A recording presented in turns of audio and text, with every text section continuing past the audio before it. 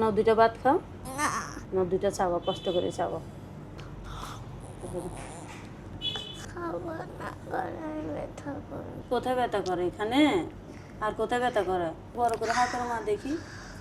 Tumour হ্যাঁ। অনেক কষ্ট হয় দুইটা খাওয়াইতে। তো ও কিছু চাওয়াইতে গেলে ওর এখানে কষ্ট হয়। আর দুইটা ভাত দিলে ওর এখানে সবগুলো রক্তের কণা। বড় করে হাত করো তোমার। ওই দেখেন ওর গলার মধ্যে সব রক্তের কণা। আমি হাত জোর করে বলি আমি বাঁচতে চাই, আমার ভিডিওটা সকালে শেয়ার করে দিন। আমি এমন একটা মা, আমার সব কিছু বেশি কষ্ট হচ্ছে কি জানেন, আমার বাচ্চাটার পেটে অনেক খিদা, কিন্তু আমার বাচ্চাটা খাইতে পারে না।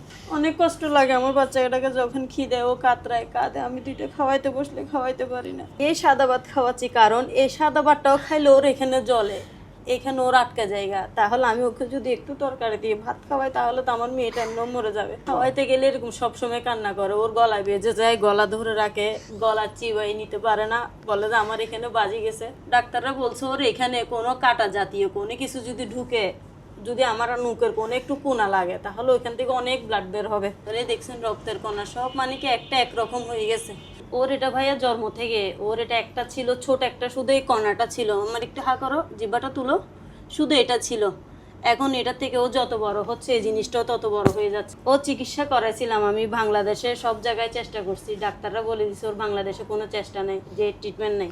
ওকে আমি 4বার ভারতে নিয়ে গেছি। এই আমার মেয়ের পাসপোর্ট, আমার পাসপোর্ট, ওর বাবার পাসপোর্ট, এই সব ভারতের রিপোর্ট। এখানে 2বার অপারেশন হয়েছিল, সুই থেরাপি সার্জারি হয়েছিল। সুই থেরাপি সার্জারি তো ওর একবার অপারেশন, ওর 8 থেকে 10 দিন ওর আইসিইউতে থাকতে হয়। একটু পানির জন্য অনেক কান্না করে, যখন বললাম আমার একটু পানি দাও, আমি তো একটু পানি দিতে পারি না।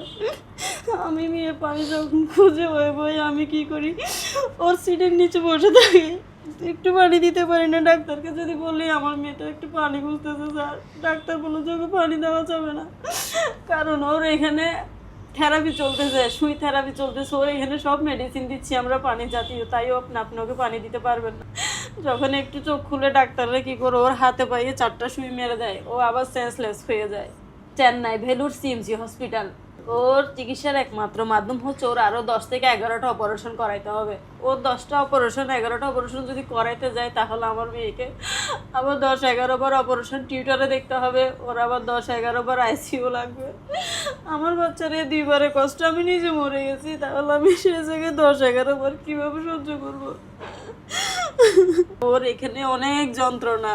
এ দেখেন এর এখানে দেখছেন আমাদের রগের শিরা এরকম নাই, কিন্তু গলা শিরা মা একটু কষ্ট করো। আমার এই বাচ্চার দেখছেন এখান থেকে কি অবস্থা হয়ে গেছে, আমার বাচ্চার এটা পুরাটা একটা বিষের কণা হয়ে গেছে। দেখেন ওর চোখ মুখগুলো পর্যন্ত মানে কি একরকম হয়ে গেছে। আমার বাচ্চার শরীর দিনে দিনে যত তো অবনীর দিকে চলে যাচ্ছে, আমি জানি না আল্লাহ তাআলা কোন দিন আমাকে ওই টাকা পয়সা জোগাড় করে দিবে, হয়তো সেই দিনে আমি আমার মেয়েকেও বাঁচাতে পারবো না। টাকা থাকবে আমার জান্নাতুল থাকবে না, এখন আমার জান্নাতুল আছে কিন্তু টাকা নেই। তখন টাকা থাকবে তখন আমার মেয়েটা আমার কাছে থাকবে না। হয়তো ডাক্তাররা যেরকম বলছিল ওর ট্রিটমেন্টের অভাবে ও আকাশের পাখি হয়ে যেতে পারে, আমি এখন সেটা বুঝতেছি না। আমার মেয়েকে আকাশের পাখি হয়ে যাবে না আমার কাছে থাকবে। আমার কাছে এখন আর কিছুই নেই, শুধু আমার মেয়ের এই ট্রিটমেন্টের ডকুমেন্ট ছাড়া, পাসপোর্টগুলো ছাড়া আমার আর কিছু নেই। আমি তো আজকে মেয়ে মেয়ে করে সব কিছু বিক্রি করে আজকে আমি পথে দাঁড়াইয়েছি। এই কাগজপাতি যেগুলো দেখতেছেন এগুলো হচ্ছে আমার মেয়ের বাঁচার একটা আশা, কারণ এখানে সব ওর জীবনের যতক্ষণ যাচ্ছে, যতগুলো কষ্ট হচ্ছে সব এখানের মধ্যে বন্দি। আমার তার কিছু নেই, শুধু মেয়ের পাসপোর্ট আমাদের আর মেয়ের ডকুমেন্ট ছাড়া আমার কাছে কিছু নেই। দেশ ও প্রবাস 2025 সালে আগে আসছিল বিদায় আমার মেয়ে আমাকে এখনো মা ডাকতেছে, নাহলে আমি তখন আমার মেয়েকে হারাই ফেলতাম। তো আমি এখনো সে আশা নিয়ে আছি, আমার দেশের প্রবাসের সবাই আমার মেয়ের জন্য আগে আসবে। যে 1 টাকা দিচ্ছেন তার জন্য আল্লাহর কাছে আমার মেয়ের শ্বাসটা যাচ্ছে, যে শেয়ার করতেছেন তার জন্যও যাচ্ছে। আমার এটা এখনো মাসুম বাচ্চা, ওর শ্বাস প্রশ্বাস, ওর প্রতি অঙ্গ অঙ্গে যতগুলো নিঃশ্বাস পড়বে সবগুলো আপনাদের সবার জন্য আল্লাহর দরবারে পৌঁছাবে। আমাকে 2025 সালে দেশবাসী 9 লক্ষ টাকা প্লাস সাহায্য করেছিল। আমি ওকে নিয়ে তারপর অপারেশনের জন্য ইন্ডিয়াতে গেছিলাম, একটা অপারেশন করাইছিলাম। কি বলবো, আমার বাচ্চার এরকম বেডে এই পাশে হাত, এ পাশে হাত, দোনোটা রশি দিয়ে বেঁধে রাখে, এই পা দোনোটাও বেঁধে রাখে, আর সব তো যন্ত্রপাতি। ওনারা আমাকে জানাইছে আরো 10 থেকে 11টা অপারেশন লাগবে, তাও অপারেশন গুলো কিভাবে করাইতে হবে প্রতি 3 মাস পর পর। ওনারা যে 10 থেকে 11 বার অপারেশন করাবে তার 2 মাস পর পর আমার ওকে একটা চেক আপে নিতে হবে। অনেক টাকার ব্যাপার। দুইটা অপারেশনে আপনি ভারতে কত টাকা খরচ করছেন? 15 লক্ষ টাকার উপরে খরচ হয়েছে 15 আমাদের লক্ষ টাকা দুই অপারেশন। 2 অপারেশনে। তাহলে তো আরো 11টা অপারেশনে তো অনেক টাকা। অনেক টাকা। চায়নার বেজিং চিন্দু হাসপাতালে বলছে আমার মেয়ের 2টা অপারেশন, আলহামদুলিল্লাহ আমার মেয়ের 90% সুস্থ হবে, তাও 2টা অপারেশন ওর 22 লক্ষ টাকার কাছাকাছি লাগবে। চায়নাতে বলছে দুইটা অপারেশন। হ্যাঁ, চায়নাতে বলছে আলহামদুলিল্লাহ শুধু 2টা অপারেশনের মাধ্যমে আমার জান্নাতুল 90% সুস্থ হয়ে যাবে। তাও চায়নাতে একবার যাবো যে আমরা যখন যাব তার 1 সপ্তাহের মাথায় একটা অপারেশন হবে, আবার আসার আরেক সপ্তাহ আগে আরেকটা অপারেশন হবে। এই 2 অপারেশন আমার জান্নাতুল সুস্থ হতে পারে।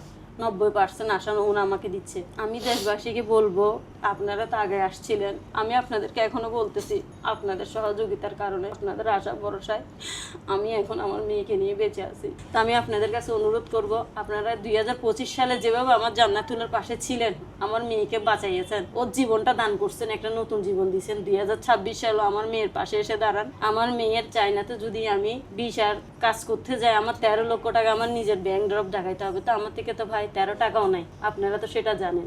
তো আমি 13 লক্ষ টাকা কোথায় পাবো? আপনারা যদি সহযোগিতা করেন, আপনারা যদি আগায় আসেন, 1 টাকা 2 টাকা 5 টাকা 10 টাকা যার সামর্থ্য যতটুকু আছে, আমার এই ভিডিওগুলো যদি আপনারা একটু শেয়ার করেন, কমেন্ট করেন, তাহলে আমি মনে করি আরো দ্রুত আমার মেয়ের ট্রিটমেন্ট আগাইতে পারে।